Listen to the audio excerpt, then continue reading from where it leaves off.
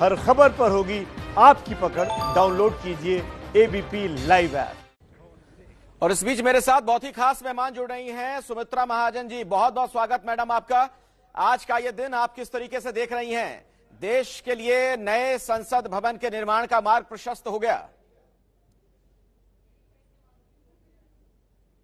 आवाज नहीं आ रही क्या? मुझे सुन पा रही हैं मैम आप? नहीं आ रही। सुमित्रा जी, क्या मुझे सुन पा रही हैं?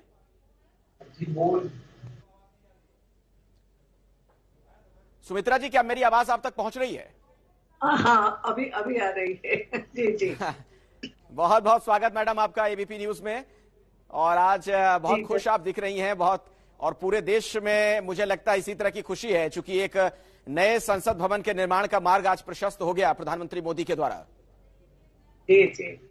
वास्तव में है, केवल नई संसद नहीं, हमारे स्वतंत्र भारत के स्वतंत्र नागरिकों ने जो चाहा था और उनके चुने हुए जनप्रतिनिधि जो भी है, प्रधानमंत्री से लेकर के इच्छानुसार ये काम हो रहा है। कई बार महसूस किया था कि एक नया संसद भवन आवश्यक है, ये छोटा पड़ रहा है, ये भी बात होती थी। कई सारी बाकी दिक्कतें उसके साथ बैठने में तो कंजेस्टेड लगती ही थी, क्योंकि संख्या बढ़ रही। साथ ही साथ ये भी होता था, नए आधुनिक सुविधा अगर देना हो सांसदों को इस भवन में, जैसे उनके सामने लैपटॉप देना हो या टैबलेट रखना हो या जो भी नई सुविधा जिसको हम कहते हैं, वो देना असंभव हो रहा था। कई बार संसद भवन छोटा तो लगता ही था।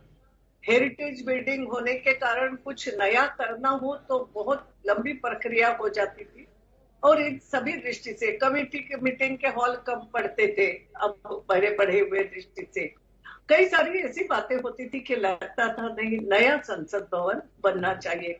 और ये प्रक्रिया, सोच की प्रक्रिया तो कब से शुरू हो गई थी, मगर आज वो वास्तव में उतर रहा है कि हमारे आवश्यकता अनुसार, आने वाली भारत की आवश्यकता अनुसार, भारतीयों द्वारा भारत की अपनी कल्पना से बना हुआ ये अपना जनप्रतिनिधियों का भवन, जो भारत को, राष्ट्र को नीति तैयार करेगा, भविष्य तैयार करेगा। मुझे तो ये सब चीजें सोच करके बहुत आनंद आ रहा है।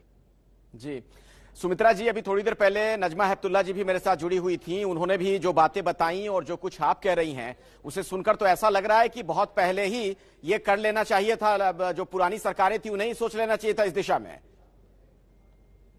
नहीं, सोच तो सबकी धीरे धीरे आवश्यकता अनुसार होती है, ऐसा नहीं। एलेक्सी भवन बन गया। मैं माफी चाहूंगा सुमित्रा जी, मैं आपको बीच में रोक रहा हूं।